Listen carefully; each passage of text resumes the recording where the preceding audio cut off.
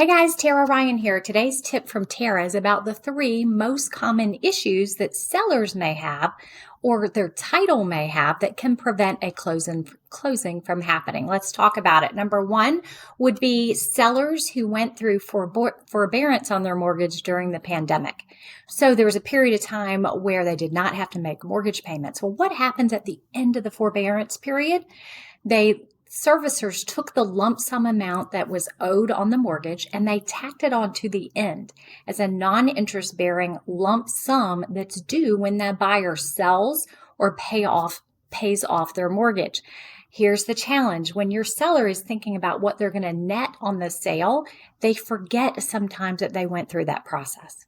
They forget about, oh, wait, there's this extra lump sum that's not reflected on a credit report. The credit report's only going to show the current balance on the actual mortgage. So this extra thing hanging out there may not be found until the attorney does title and gets the payoff information from the seller's lender. That can cause a big issue. We had one, for example, where we were helping our folks buy a new home, but they were also selling a home. And they did not find out until 2 days before closing that they were netting a lot less on the sale of their home than they had anticipated. I'm hearing from closing attorneys this is happening quite frequently.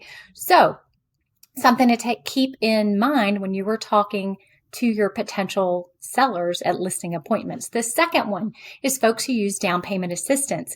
Not all of the down payment assistance programs are grants. In fact, many of them are non-interest bearing loans that are due when you sell the property. And again, sometimes folks forget what they did when they purchased the property. And there may be this outstanding balance that they're not anticipating as you're going through the process. Okay. So it's a good thing to ask. And the third thing is IRS tax liens. That is the biggest thing that can prevent a closing altogether. And unfortunately, sometimes not found until very late in the process after the attorney has done the title search and finds a $60,000 IRS lien.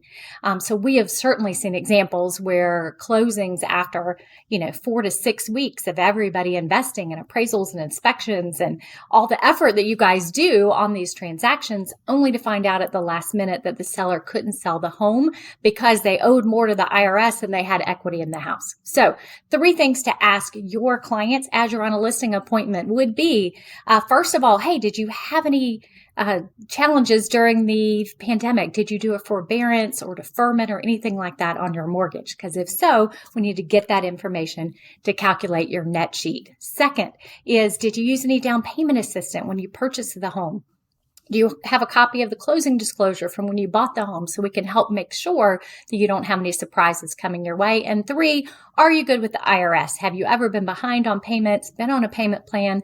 We need to make sure that there's not a lien against this property that you may not be aware of or have forgotten about as we're calculating your net sheet on this property. So 3 things to ask about in your listing presentations to make sure we don't have surprises at the end. As always, we are here to help. Please give us a call anytime.